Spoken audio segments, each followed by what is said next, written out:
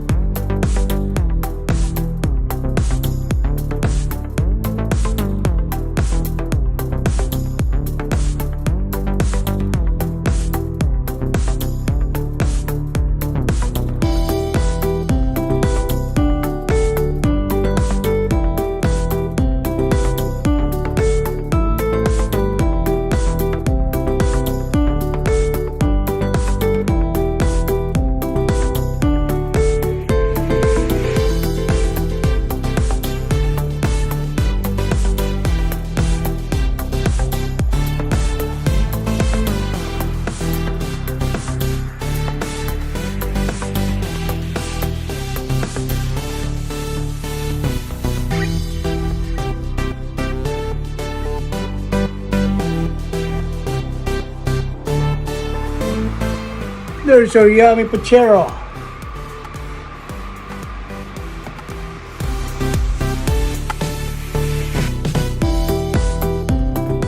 Oh, hi guys.